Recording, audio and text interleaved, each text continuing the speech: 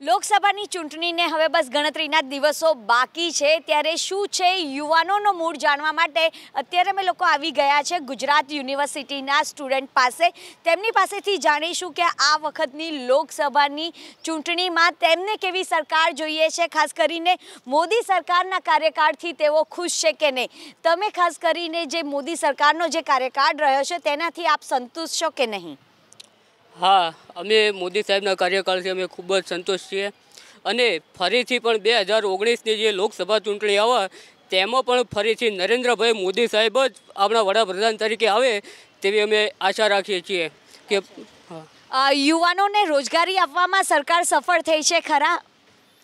એટલે પહેલાં કહ્યું હતું કે 2 કરોડ લોકોને આપીશું, પણ એ નથી આપી શકી, એ તો માનવું જ રહ્યું। એના સિવાય પણ એટલે બીજા જે વિપક્ષવાળા જે કહે છે કે અમે રોજગારી આપીશું, તો એમનો નકશો એટલે શું ડિઝાઇન શું છે કે કઈ રીતે આપશે એ તો કોઈની જોડે છે જ નહીં। હવે વસ્તી વધારો છે તો રોજગારી બેરોજગારી પણ રહેવાની જ છે। તો આ પ્રશ્ન ભાજપ કોંગ્રેસનો નથી, ઓલ ઓવર આખી દુનિયાનો પ્રશ્ન છે। ભારતથી પણ ચીનમાં સૌથી વધારે બેરોજગારી છે, તો બેરોજગારીનો પ્રશ્ન છે એ ઓલ ઓવર રહેવાનો છે અને એના સોલ્યુશન માટે બીજા કંઈ કારણો શોધવા જોઈએ। આ સરકારે કહ્યું છે તો જે વચન ભંગ તો થયો જ છે, તો માનવું જ રહ્યું। 2 કરોડ કહ્યું હતું તો 2 કરોડને નથી આપી શક્યા, પણ ઓલ ઓવર જોવા જઈએ તો જે માનો કે સ્કિલ ઇન્ડિયાથી માંડીને ઘણી બધી યોજનાઓ લાવી કે હા એવા સ્ટાર્ટઅપ કે જેના કારણે પોતે રોજગારી લેતા નહીં, રોજગારી બીજાને આપતા થાવ, એટલે એ રોજગારી બેરોજગારીનો પ્રશ્ન છે એનું સોલ્યુશન લાવવાનો પ્રયાસ સરકારે પૂરો કર્યો છે, એનાથી થઈ શકે છે એટલો, અને કરી પણ રહી છે। મનમોહન સિંહની સરકાર અને મોદી સરકારમાં તમને શું ફરક લાગી રહ્યો છે? કહીશું તો પહેલાં અત્યાર સુધી આપણે ભાજપ સરકારને વોટ આપ્યો છે, જોઈ લીધું અમે એમનું કે શું અત્યાર સુધી એમણે કાર્યકાળ કર્યો છે। તમે અત્યારે આપણે વાત કરી કે જોબની બેરોજગારીની, તો એ હું એક્ઝામ્પલ કહી શકું કે હમણાં જ તમે જોવો છો પેપર લીક્સ થયા છે, ટાટના પેપર, કે તેમાં ઘણી બધી ભ્રષ્ટાચાર ચાલે છે ક્યાંક ને ક્યાંક, એટલે આ બધું ચાલે છે। અને બેરોજગારીની વાત તો હમણાંથી ક્યાંય આવી જ નથી। છેલ્લે 2014માં ટાટની ભરતી પાડી હતી, એ પછી 2003 વર્ષ થયા, હજી કોઈ છે એની ભરતી નથી પાડી, એટલે તમે જોઈ શકો છો કે એમાં ભાજપ કે કોંગ્રેસ પણ નથી સેટિસ્ફેક્શન। નોટબંધી અને જીએસટી જેવા મોટા નિર્ણય મોદી સરકારે લીધા છે, શું એનાથી દેશને ફાયદો થયો છે ખરા? મારા ખ્યાલ મુજબ તો ફાયદો થયો છે, કેમ કે એમાંથી ઘણું કાળું નાણું બહાર આવ્યું છે। જેમ કે પહેલાં એવું કંઈ હતું નહીં, નોટબંધી કરીને લીધે જે કાળા ધનવાળા મોટા મોટા અજબોપતિ હતા એના લીધે કાળું નાણું બધું બહાર આવી ગયું છે।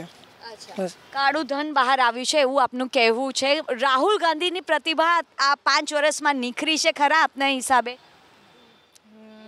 થોડી ઘણી, એટલે પહેલાં કરતાં સુધારો છે। હા, તમે શું કહેશો?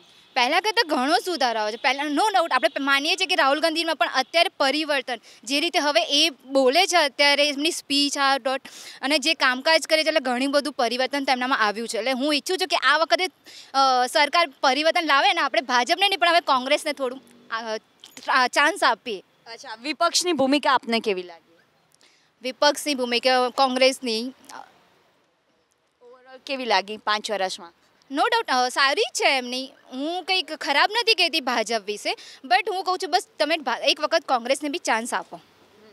Thank you. મોદી સાહેબે 90 દેશોનો પ્રવાસ કરી ચૂક્યા છે, તો એનાથી દેશને ફાયદો થયો છે ખરા? જી બિલકુલ થયો છે, ફાયદો થયો જ છે। અત્યારે વિશ્વ ભારતની પડખે ઊભું છે, અત્યારે અમેરિકામાં એટલે ભારતની પડખે ઊભું છે, અથવા વગેરે ઘણા દેશો યુનોમાં ભારતનું જે અત્યારે જે રીતે એક પ્રેઝન્ટેશન થઈ રહ્યું છે, તો એ દેશ માટે બહુ સારી વાત છે। અને 90 દેશોના એ પ્રવાસમાં આપણે જોઈએ છીએ તો માનો કે મ્યાનમારમાંથી આપણે એક એવો ટાપુ મળ્યો કે જે પહેલાં ચીનને આપી દેવામાં આવ્યો હતો, જ્યાંથી ચીનવાળા જાસૂસી કરતા હતા, તો આપણે એની એટલે આપણને ઓલ ઓવર માનો કે ચા બહારનું બંદર ઈરાનમાં, તો એ માનો કે ભારત સાથેનો એનો કરાર થયો, અને ઓલ ઓવર આપણે અફઘાનિસ્તાન સાથે સારા સંબંધો બન્યા અને 90 દેશો સાથે, તો એ આપણને એર સ્ટ્રાઇક વખતે દેખાયું કે ભાઈ હા, કે ભારતની પડખે વિશ્વના ઘણા દેશો ઊભા છે। અને બીજું કે એમની કૂટનીતિએ પાકિસ્તાનને અલગ કર્યું વિશ્વના એક ફ્રન્ટ પેજમાંથી, અને એ ભારત માટે એક ફાયદો પણ કહી શકાય। ખેડૂતોની આવક બમણી થઈ છે ખરા મોદી સરકારના કાર્યકાળમાં? હા થઈ છે। મોદી સાહેબે જે ખેડૂતોને પાક 10% બગડ્યો હોય તો પણ ખેડૂતો 100% લખાવતા અને એ 100%ના પૈસા એમના બેંકમાં સીધા જમા કરવામાં આવતા હતા। કોંગ્રેસની સરકારમાં જ્યારે પૈસા આવતા હતા દિલ્હીથી, તો તો 15 રૂપિયા દિલ્હીથી નીકળે તો ખેડૂત પાસે 15 પૈસા પહોંચતા હતા. ત્યારે મોદી સાહેબે બધું જ ઓનલાઈન કરી દીધું અને હવે ખેડૂતોના સીધા પૈસા એમના પોતાના બેંક ખાતામાં જ જમા થાય છે. કોઈ વચેટિયા વચ્ચે લઈ શકતા નથી. એર સ્ટ્રાઇક વિશે આપનું શું માનવું છે જે મોદી સરકારે કર્યું છે? હા, તો હું એ જ કહેવા માંગુ છું કે આ ઇલેક્શન હવે આવી રહ્યું છે. ઇલેક્શનના ટાઈમે જ કેમ અત્યાર સુધી મોદીજીએ શું કામકાજ કરે આપણે એમાં નથી પડતા, પણ હવે ઇલેક્શન નજીક છે એટલા માટે હવે બસ પબ્લિકને એમણે પાછા એમની સાઈડ કરી દીધા કે એર સ્ટ્રાઇક કર્યું એટલે વાપસ બધાને જોશ જાગ્યો કે હા મોદી સરકારે આ કર્યું, મોદી સરકારે એમ કર્યું, અભિનંદન સરને વાપસ લાય. હજી બી આપણા પાકિસ્તાન દેશમાં 54 કેદી હજી આપણા છે ત્યાં, હજી એ કેમ નથી પાછા આવ્યા? તો આપણે એનો બી જવાબ માંગીએ ને. નો ડાઉટ અભિનંદન સર માટે આપણને પ્રાઉડ છે કે એમણે જે કંઈ બી કર્યું ગ્રેટ, બટ હજી આપણે સામે એ બી જોવું ને કે હજી બી આપણા 54 જવાન તો છે જ ને આપણા સામે. તો હાર્દિક અત્યારે કોંગ્રેસમાં જોડાયા છે, શું એનાથી કોંગ્રેસને ફાયદો થશે? ગુજરાતમાં જે 26 બેઠકો 2014ની લોકસભાની ચૂંટણીમાં આવી હતી, તો આ વખતે શું શક્ય બનશે ભાજપ માટે કે 26 બેઠકો જીતે? 26 તો જીતશે જ, સાથે મતની જે ટકાવારી છે એમાં પણ વધારો થશે જ. હાર્દિક પટેલ એ આપણને દેખાતું જ તું પહેલેથી પોતાના સમાજ સાથે એને કંઈ લેવા દેવા નથી. પોતાનાને ફક્ત પોતાના વિકાસ માટે કરીને એણે જે કંઈ આખા સમાજને ગેરમાર્ગે દોર્યો છે અને સમાજ ધીમે ધીમે સમજતો થયો છે અને સમાજ એ પાટીદાર સમાજ હવે સમજી ગયો છે અને એ આપણને ચૂંટણીમાં દેખાશે. પ્રિયંકા ગાંધીને હુકમનો ઇક્કો માનવામાં આવે છે કોંગ્રેસ માટે, તો આ વખતની લોકસભાની ચૂંટણીમાં કોંગ્રેસને ફાયદો થશે પ્રિયંકા ગાંધીના આવવાથી? ચોક્કસ થોડા ઘણો તો ફાયદો થઈ શકે છે. જે રાહુલ ગાંધીના સમય કરતાં આ વખતે થોડો ચાન્સ વધારે રહેશે કોંગ્રેસ પાસે. પણ સામે ભાજપનું જોવા જઈએ તો એમનો પક્ષ બહુ મજબૂત છે અને એમનું જે કાર્ય કરેલું છે એ દેખાય છે ચારે બાજુ, ગરીબીથી લઈ અને છેક મૂડીવાદી સુધી કહીએ ને, આમ દરેક રીતે એમનું કાર્ય દેખાય છે અને ચોક્કસ ભાજપ આ વખતે લોકસભાની ચૂંટણીમાં સફળ થશે અને પ્રધાનમંત્રી તરીકે નરેન્દ્રભાઈ મોદીને જોવા માગીશું અમે. જ્યારે વોટ કરશો ત્યારે કયા મુદ્દાઓને આપ ધ્યાનમાં રાખશો? વોટ કરતી વખતે ખાસ કે સરકારે જે કહ્યું છે કે ભાઈ રોજગારી છે, આ બધા મુદ્દાઓ તો છે જ, પણ સાથે સાથે સૌથી મોટું જે લાગે છે એ સાંસ્કૃતિક પાસું છે જેને ભાજપે બહુ સારી રીતે પ્રેઝન્ટ કર્યું છે. તે માનો કે રશિયાનો રાષ્ટ્રપતિ આવે છે અને એને જ્યારે વૈષ્ણવ વજન તો તેને કહીએ ગીત જ્યારે નરસિંહ મહેતાનું જ્યારે નરેન્દ્રભાઈ સંભળાતા હોય ને ત્યારે આમ દિલથી બહુ આનંદ થાય છે. તમે જ્યારે મત આપવા જશો ત્યારે કયા મુદ્દાઓને આપ ધ્યાનમાં રાખશો? રોજગારી પ્રાપ્ત થવી જોઈએ અને ખેડૂતો છે ને જે એ લોકોને બી ફાયદો થવો જોઈએ એવી સરકારને હું વોટ આપવા માંગીશ. કેવી સરકાર જોઈએ છે? મેં તો બસ કહ્યું હતું કે બસ આપણે એવું કંઈક નક્કી નથી કરતા કે ભાજપ આવે કે કોંગ્રેસ આવે, બસ અમને તો એ જ જોઈએ છે કે બેરોજગારી હટાવે, વિકાસશીલ દેશ બને અને પરિવર્તન જોઈએ છે. બસ પરિવર્તન આપને જોઈએ છે, કેવી સરકાર જોઈએ છે? ડેવલપ થાય એવી અને બેરોજગારી ઓછી થાય અને જેમ બને એમ અત્યાચાર ઓછા થાય, જે રેપના કેસીસ ઓછા થાય એવી સરકાર. અચ્છા, જે વિકાસ કરે તેવી સરકાર જોઈએ છે.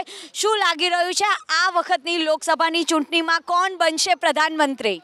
નરેન્દ્રભાઈ મોદી. તમે શું માની રહ્યા છો, કોણ બનશે પ્રધાનમંત્રી?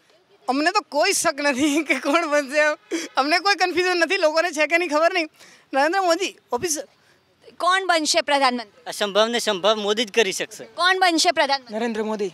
કોણ બનશે પ્રધાનમંત્રી? નરેન્દ્ર મોદી. કોણ બનશે પ્રધાનમંત્રી? રાહુલ ગાંધી. કોણ બનશે પ્રધાનમંત્રી? નરેન્દ્ર મોદી.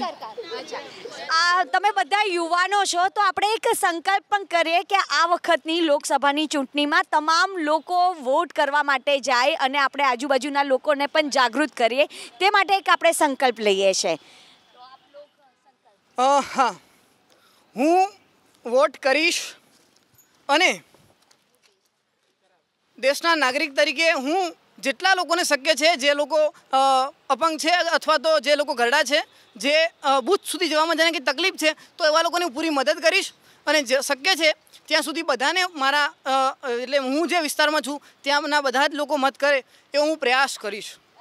તો ખાસ કરીને અહીંયા આગળ યુવાનોને સંકલ્પ લીધો છે કે આ વખતની જે લોકસભાની ચૂંટણીમાં તમામ લોકો વોટ કરશે અને તેમને મોદી સરકાર જોઈએ છે તેવો એક સૂર ઉઠ્યો છે, પરંતુ સાથે સાથે રાહુલ ગાંધીના પણ અહીંયા આગળ નારા જોવા મળી રહ્યા છે. કેમેરામેન અજય પાંડે સાથે રાજલ બારોટ, ABP અસ્મિતા, અમદાવાદ.